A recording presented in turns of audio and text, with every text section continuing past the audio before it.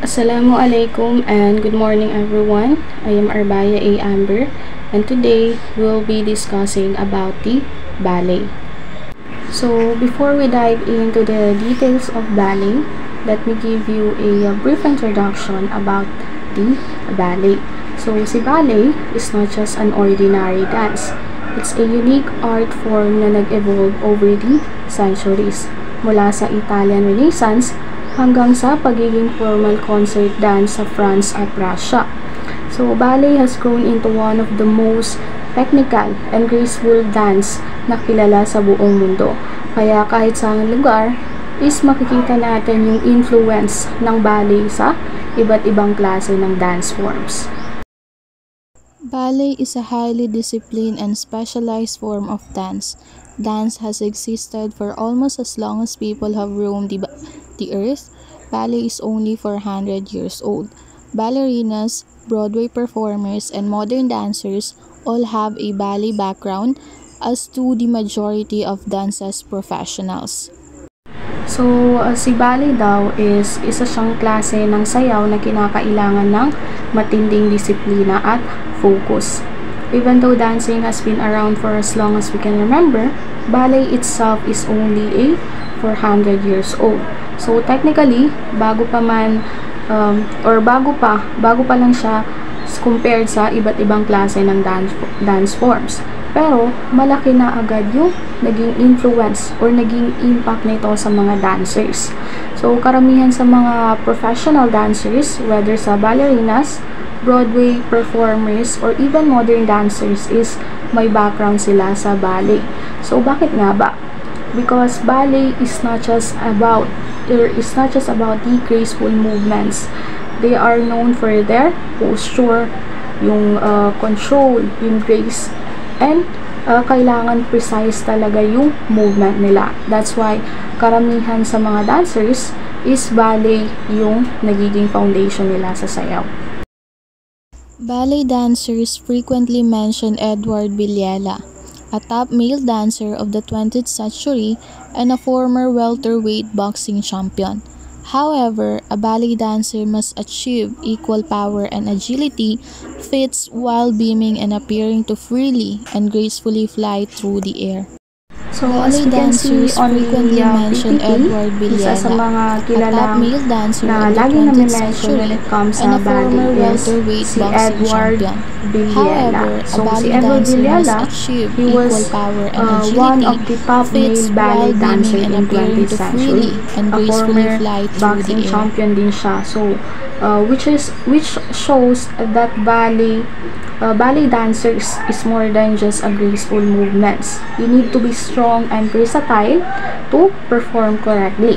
So, sa bawat galaw ng isang ballet dancer, dapat nami-maintain nila yung balance ng power sa katawan nila while performing the movements. At the same time, they have to make it look beautiful and effortless. So, imagine, iaangat mo yung buong katawan mo with just the tips of your toes. So, mahirap yun siya if yung katawan mo is hindi sanay. So, karamihan sa mga nakikita natin sa TV na ballerina is parang ang dali ng ginagawa nila. Lumilipad sila as if walang weight yung katawan nila. It's because isa yun sa kailangan. Isa yun sa kailangan nilang i-balance or i-maintain as a ballerina. What is ballet dancing? A ballet is a work of art that incorporates the dance's moves and musical score for ballet performance. Ballet are choreographed and performed by ballet dancers with professional training. In contrast to conventional classic ballet, which are often performed to classical music and have elaborate costumes and staging, modern ballets are frequently presented in minimalist costumes with straightforward sets and scenery. So, ano nga ba si ballet dancing? So, ang ballet is hindi lang siya sayaw, kundi isa siyang klase ng art na kung saan pinagsasama-sama yung mga dance moves at music para makabuo ng isang performance. So, ballet takes a year or more to master the right techniques. That's why makikita natin sa mga TV performance o ballet performance during their practice na may mga professional na nagtuturo sa kanila to make sure na yung routine nila is tama at malinis yung galaw nila. So, pag pinag-usapan naman natin yung traditional and modern ballet, ang difference lang sa dalawang yon is the attire. So, aside sa tradition, is sinasayaw sa may classical music, which is ang suot nila is yung kapansin-pansin sa performance since sumusuot sila ng mga galanting attire at stage design. So, unlike sa modern, na simple lang at hindi ganun ka-elaborate yung stage nila, but still, when it comes sa sayaw is, they still need to look elegant and graceful. Next, it says here that the ballet dance is a traditional kind of expressive dancing that combines precise, conventional steps with graceful, flowing gestures and movements. It is a ballet dancer's musical performance of a theatrical portrayal of a narrative or theme. It is a type of theatrical dance that starts from a limited range of body positions and features smooth balance moves with fully extended limbs. So, kagaya ng mga ibang dance form, ballet also convey messages to the audience through their precise and graceful movements.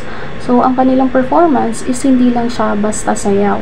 Isa itong klase ng theatrical portrayal na nagpapahayag ng kwento or mensahe sa bawat performance nila. Usually, nagsisimula ang ballet sa isang limitadong posisyon ng katawan. Halimbawa, madalas na nakatayo o nakasquat ang mga dancers ng ballet sa simula hanggang sa magamit nila yung buong katawan nila, where they extend their arms and limbs, which shows elegance on every movements. So, si ballet is made of a unique art form that tells stories or shows emotion through the dance. So, dancers moves gracefully on stage using their body to create shapes and movements that capture the audience attention. But it's more than just a dancing. Gumagamit din sila ng mga colorful costumes, creative set designs, and light to create a specific mood. So, nakaka-add din yun sa mga experience or magiging experience ng audience nila. Ang ballet kasi is sometimes makakaramdam tayo ng masaya, lungkot, or ma-amaze tayo. So, each performance is like a story being told without words. So, using only dance, music, stage, and stage design to share a message or idea. So, si ballet is special kind of dance na maraming tao ang nahuhumali. Hindi lang ito basta sayaw. It takes years of practice and dedication para maging magaling yung tao when it comes sa ballet. So, dahil dito, maraming younger dancer ang nangangarap na maging bahagi ng mundo ng ballet. So, kahit alam nilang mahirap at highly competitive ang field na ito, mula sa mga bata na 4 years old na excited sa kanilang unang ballet class is hanggang sa maging prima ballerinas na nasa peak ng kanilang career at tumatanggap ng standing ovation sa New York stage, is ballet is truly a lifelong journey. So, hindi lang si ballet is hindi lang siya isang hobby para sa mga maraming dancer, kundi ballet is a passion and a way of life. Kaya naman, patuloy itong nagbibigay ng inspirasyon at humihikayat ng mga bagong aspiring dancers. Now, we'll proceed to what makes the ballets unique. So, first, nasabi dito na ang ballet daw is nangangailangan ng napakataas ng level ng disiplina. So, yun yung pagkakaiba niya sa ibang dance form. Hindi lang ito tungkol sa pagsayaw, kundi tungkol din sa self-control, focus, at commitment ng isang tao sa ballet. Ang mga dancers is naglalaan sila ng ilang taon or maraming taon ng training. Minsan, may mga nagsisimula pa na may nagsisimula pa lang na bata pa lang sila is pumapasok na sa ballet. So para ma-perfect ang bawat galaw at posture, may mga mahigpit na rules sa paggalaw, tamang posisyon ng katawan, at maingat na control sa bawat step. Kaya kailangan talaga na once na pumasok yung isang tao sa isang ballet is kailangan talaga ng tiyaga at patience para magtagumpay sa ballet. So, ang pangalawa naman, nasabi dito na ang ballet ay may mahabang kasaysayan na nagsimula pa noong 15th century sa Italy. So, at lalo itong sumikat sa France sa loob ng maraming siglo. So, nag-evolve ang ballet at mas naging komplikado kasama ang pag-develop ng mga techniques at style na kilala natin ngayon. So, dahil sa matagal na history nito, is ballet ay hindi lang siya simpleng sayaw, kundi isang art form na may sariling culture at tradisyon. So, ang pangatlo naman, in-emphasize lang nito na para sa maraming batang babae, ang ballet is isa siyang simbolo ng dancer dream. So, madalas itong unang image na naiisip nila kapag pinag-uusapan ng pagiging isang dancer.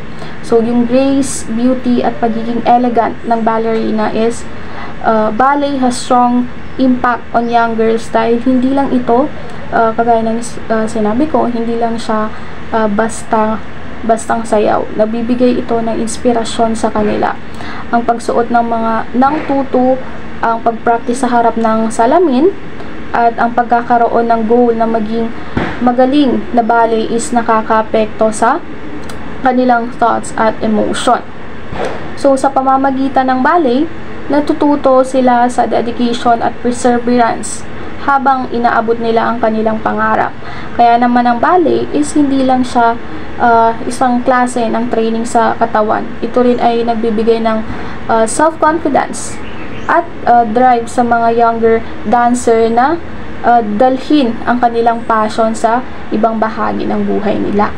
So, ang pang-apat naman is kung may special occasions, ang panonood ng ballet is nagbibigay ng classy at elegant na vibe. So, it's a unique experience that adds sophistication to a formal evening. So, si ballet, perfect siya para sa mga gustong maka-experience ng something special. At the same time, ballet can also be enjoyed in a more casual way. So, pwede itong gawing fun bonding activity with friends kasi maraming ballet shows na nag-o-offer ng relaxed atmosphere, especially sa modern performance. So, ballet is flexible.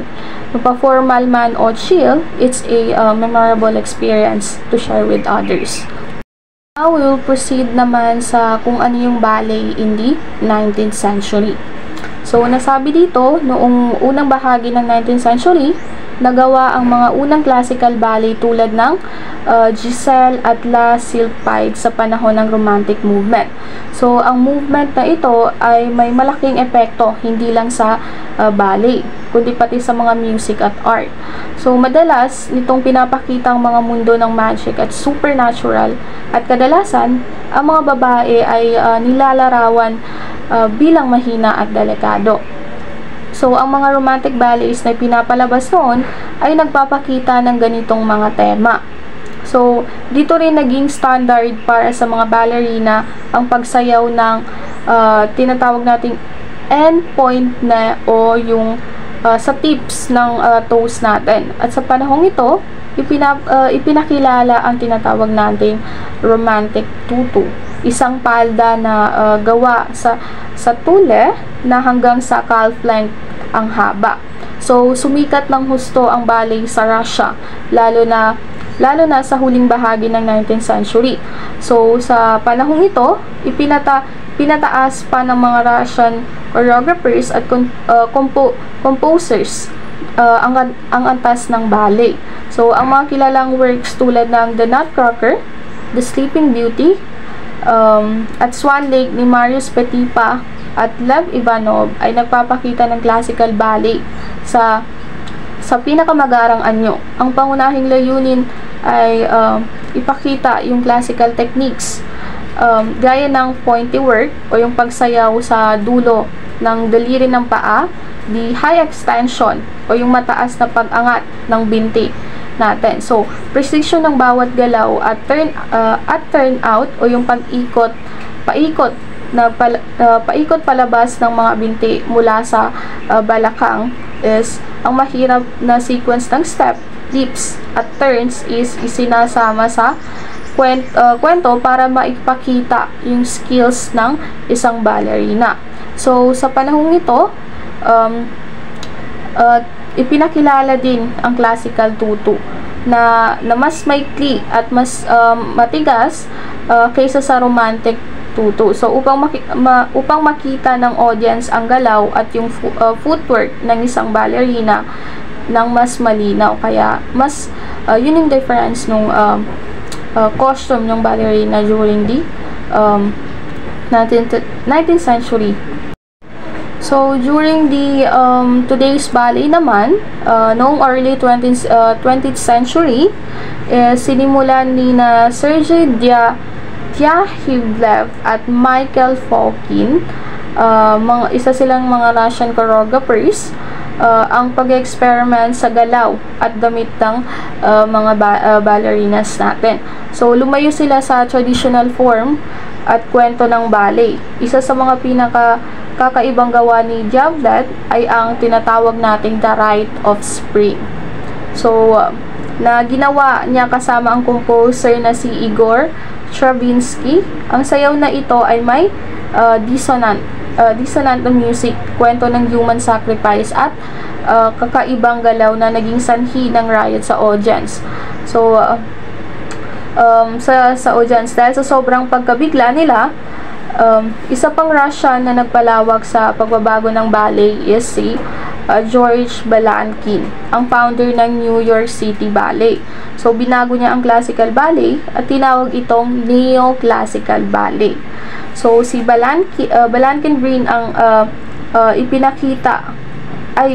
si Balanchine Green ang kinikilalang gumawa ng modernong plotless, tinatawag nating plotless ballet, na ang focus ay ipinakita ang music sa pamamagitan ng galaw sa kahit walang malinaw na kwento.